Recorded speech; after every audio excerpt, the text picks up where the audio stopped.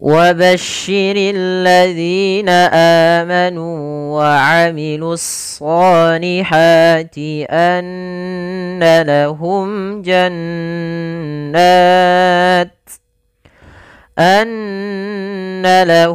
جنات تجري من تحتها الأنهار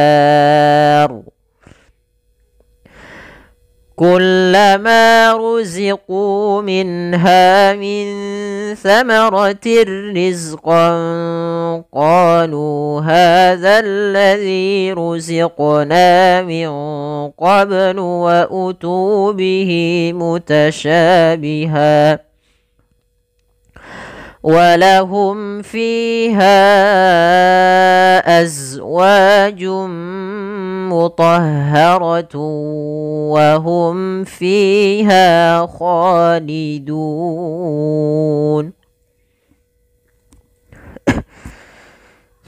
Pada lafaz bacaan wabashshiril ladzina, ini sempurnakan di huruf shin, yang mana shin memiliki salah satu sifat yaitu sifat tafasyi, yang dimana dimaksudkan adalah intisyarus saut, menyebarnya suara di dalam mulut. Wabashshi, ini jangan dibaca wabassiri, ya, hati-hati jangan sampai terbaca dengan huruf sin.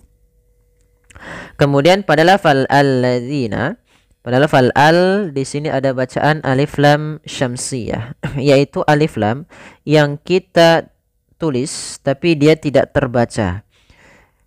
Dia sehingga langsung kepada huruf lam yang bertasydid.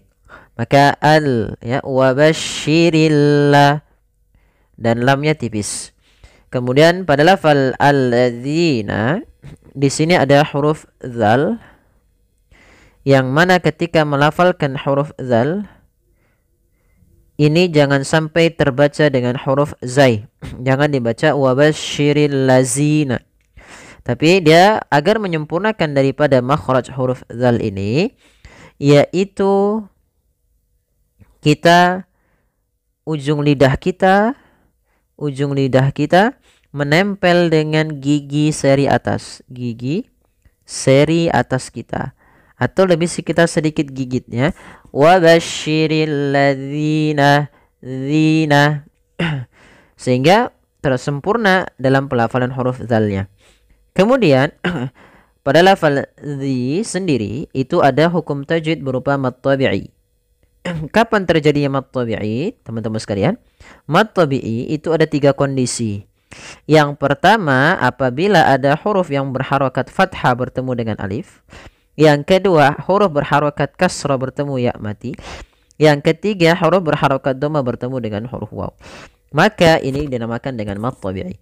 Nah, di sini kita lihat dzi harokatnya kasrah bertemu ya sukun, maka dinamakan mad tabi'i. Panjangnya 2 harokat. Kemudian pada lafal amanu, ada mad badal yaitu apa mad badal? Mad badal adalah mad yang terjadi apabila ada huruf hamzah bertemu dengan huruf mad. Nah, kemudian di sini yaitu huruf amanu.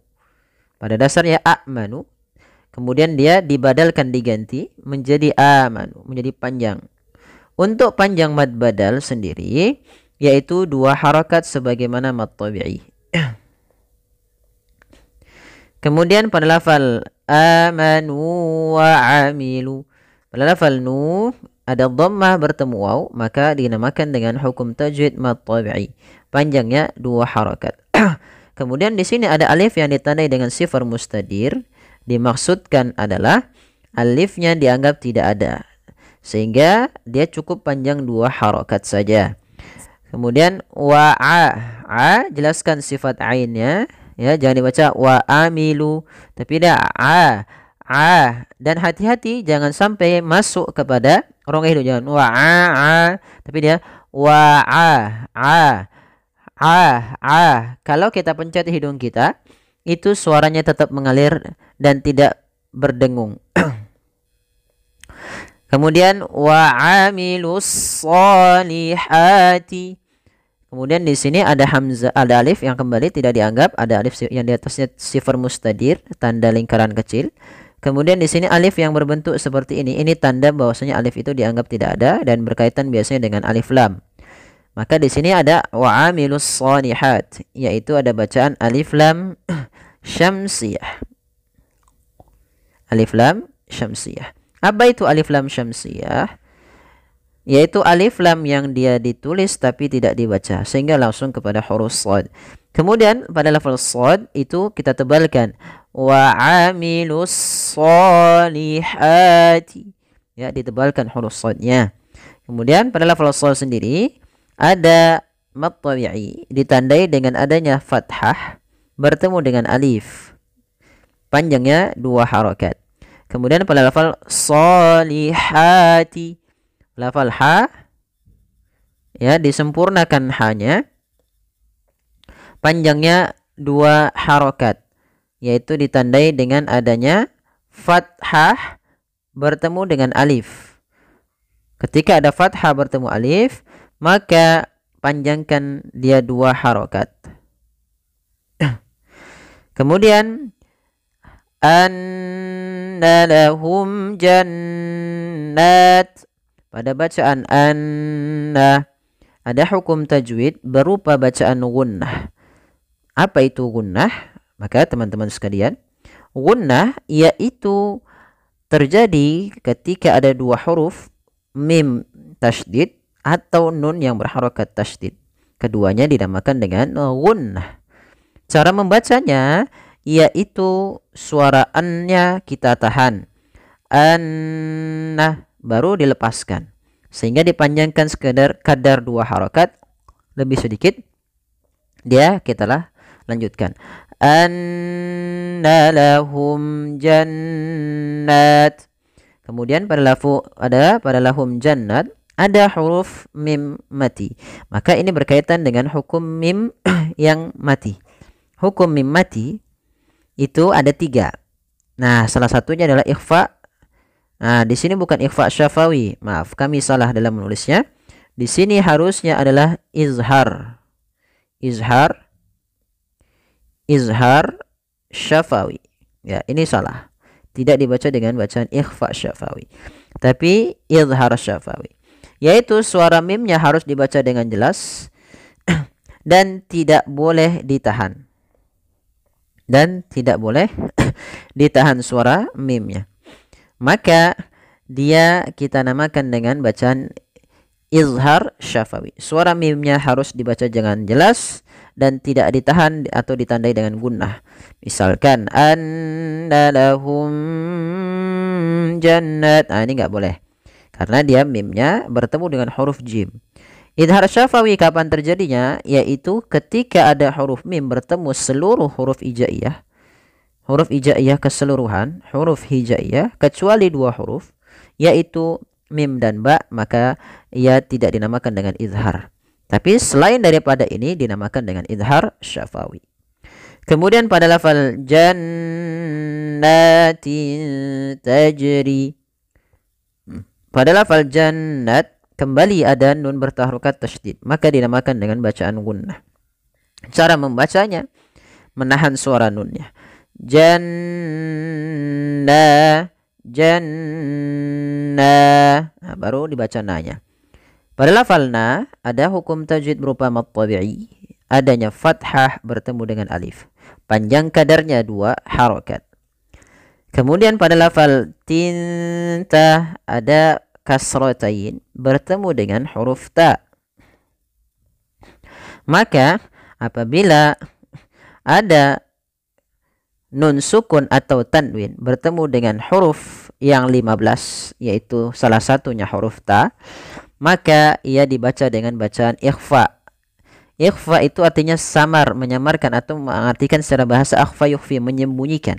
Atau secara istilahnya adalah membaca di antara bacaan izhar dan bacaan idgham. Kalau izhar jelas, apa yang dimaksudkan jelas adalah suara nun dan tanwinnya dibaca dengan jelas. Kalau idgham, suara nun tanwinnya hilang atau hilangnya dia nakis, tidak selalu hilang sempurna. Ya, misal. Maka di sini samarkan kepada makhraj daripada huruf ta. Ta makhrajnya adalah ujung lidah kita menempel dengan gusi atas atau di perbatasan antara gusi dengan gigi seri atas itu. Maka lafalnya adalah jannatin, tin bukan ting ta, tapi dia jannatin ta, tinta. Jadi menyamarkan kepada huruf ta. Kemudian pada lafal tajri ada huruf jim. Jim yang dia berharokat sukun. Jim ini makhrajnya dari tengah lidah kita. Dan jim ini memiliki sifat, salah satunya adalah sifat qalqalah. Artinya memantul, ittirab, getar. Maka memantulnya harus dipantulkan. Jangan sampai tidak memantul. Kesalahan yang terjadi yang pertama pada lafal huruf qalqalah ada tidak memantulkannya. Maka tajri, tajri. Nah, ini tidak memantul. Atau yang kedua, tajri, tajri. Nah, itu yang kedua, kesalahan kedua adalah menambahkan huruf hamzah pada huruf jim. Nah, kalau itu keduanya salah. Maka bagaimana yang benar adalah dia tidak menambahkan hamzah dan juga dia dipantulkan. Maka tajri, tajri. Nah, seperti saja. Mengalir pantulannya. Tajri, tajri, tajri. Nah, kemudian pada lafal ri ada mad tabi'i ditandai dengan kasrah bertemu dengan huruf ya. Maka untuk panjang ri sendiri 2 harokat. Kemudian min tahtihal anhar. Pada lafal minta di sini ada bacaan ikhfa. Ya, ada bacaan ikhfa yaitu ditandai dengan nun sukun. Nah, di sini ada ikhfa. Kami kurang menambahkan, yaitu adanya nun sukun bertemu dengan huruf ta sebagaimana tadi kasratain bertemu huruf ta. Maka cara membacanya disamarkan kepada huruf ta-nya. Min tahtihal. Nah, seperti itu. Kemudian, nah, di sini bukan ada mad tabi'i. Ini salah ya, editannya salah.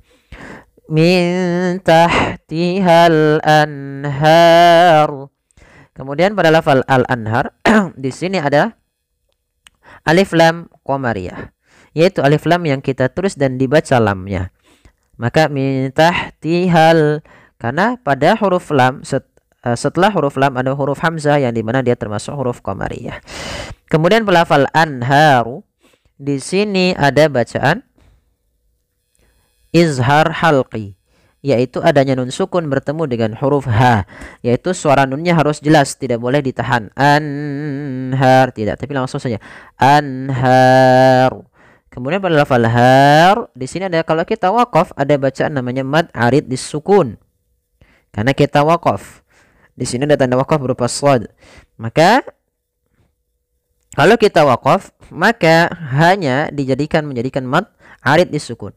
Yaitu apa mad arid disukun? Mad yang terjadi pada akhir bacaan kita disebabkan karena adanya sukun arid. Sukun asli itu berbeda dengan sukun arid. Sukun arid itu sukun yang muncul karena waqaf. Sedangkan sukun asli seperti anhar, ini nun asli yang dia sukunnya sukun asli. Dasarnya memang ada. Tapi kalau ru, ini kan asalnya al-anharu. Karena kita waqaf, ru-nya dimatikan menjadi ro yang disukunkan, anhar. Kemudian sebelum huruf yang dimatikan di akhir ada huruf mad.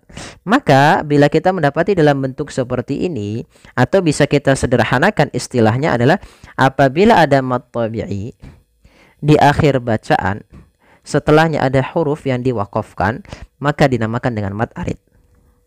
Semoga ini membantu teman-teman ya.